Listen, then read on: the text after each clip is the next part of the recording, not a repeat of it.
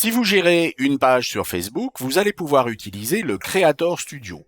Pour cela, une fois connecté à Facebook, accédez au Creator Studio à cette adresse business.facebook.com/Creator Studio. Vous n'avez pas besoin de saisir Home qui viendra s'inscrire automatiquement. Vous remarquez ici la première chose, c'est que sur ce compte, vous allez pouvoir travailler à la fois sur Facebook, mais également sur Instagram. Pour cela, il va falloir bien entendu que vos comptes soient associés. Pour ce faire, si ce n'est pas encore le cas, il vous suffit de cliquer sur cette icône et de suivre le processus de connexion des comptes en saisissant votre nom d'utilisateur et votre mot de passe d'Instagram.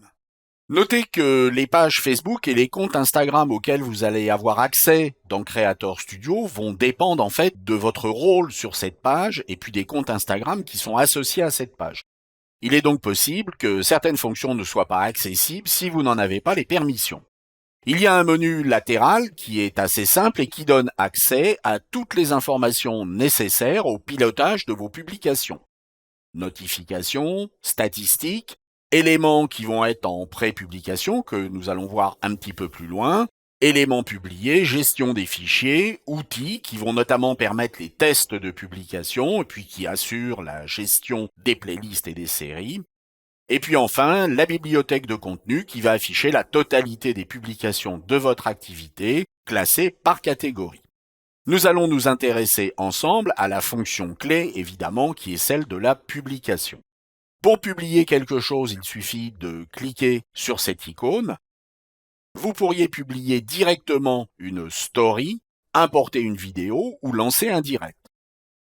En ce qui nous concerne, nous allons nous intéresser à une publication traditionnelle. Je vais donc cliquer sur cet élément et je vais accéder à cette fenêtre modale qui va me permettre de gérer tout ce qui concerne ma publication.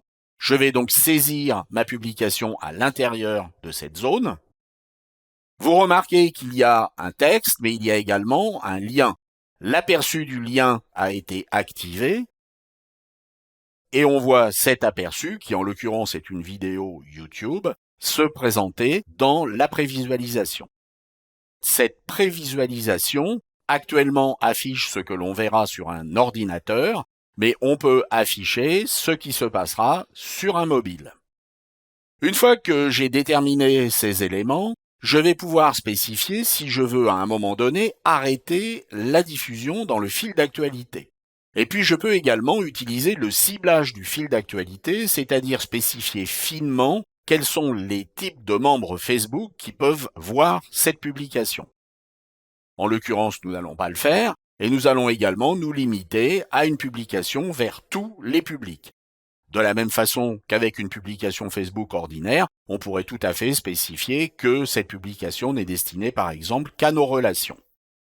Une fois que tout ceci est fixé, nous pouvons soit cliquer sur publier et la publication va être immédiate, soit cliquer sur cette flèche et choisir de programmer la publication à une date et à une heure que l'on va déterminer. Si vous n'êtes pas prêt à effectuer cette publication, ni même à la programmer, vous pouvez toujours l'enregistrer comme brouillon. Nous allons cliquer ensuite sur Enregistrer le brouillon. Notre publication est maintenant présente dans la partie en pré-publication et dans l'onglet Brouillon. Vous pourrez toujours, en cliquant sur cette icône, revoir cette publication et puis intervenir sur celle-ci, c'est-à-dire la programmer ou la modifier. En ce qui concerne les publications pour Instagram, le système diffère légèrement. Nous allons cliquer sur l'icône Instagram et nous allons lancer la création d'une publication. Nous allons choisir un fil d'actualité Instagram, mais nous pourrions envoyer une vidéo, ce que l'on appelle également un reel. Et nous allons ici, de la même façon que précédemment, écrire la légende de notre présentation. La différence d'Instagram, c'est que c'est un média qui est extrêmement visuel. Il va donc falloir ajouter du contenu. Nous allons cliquer sur cette icône et nous allons localiser sur notre ordinateur l'image que nous voulons voir accompagner notre publication. Une fois cette image localisée, nous cliquerons sur Ouvrir et vous voyez que notre image est maintenant prête à être publiée. Ce qui est intéressant avec ce système de publication sur Instagram, c'est que vous allez pouvoir également publier en une seule fois la même information sur Instagram et également sur Facebook. Vous voyez que nous pourrons publier directement en une seule opération sur Instagram et sur Facebook. Nous pouvons également choisir d'enregistrer pour Facebook ou de programmer comme nous l'avons fait précédemment.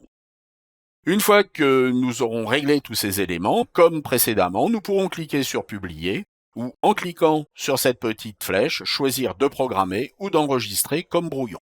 Nous allons enregistrer cette publication comme brouillon. Nous cliquons sur ce bouton et les deux publications, à la fois celle d'Instagram et celle de Facebook, ont été enregistrées en tant que brouillon. Nous les retrouvons maintenant dans notre bibliothèque de contenu sur Instagram avec la mention brouillon. Vous voyez donc que c'est un outil qui est extrêmement intéressant parce qu'il va vous permettre en une seule opération de publier directement sur Instagram et sur Facebook.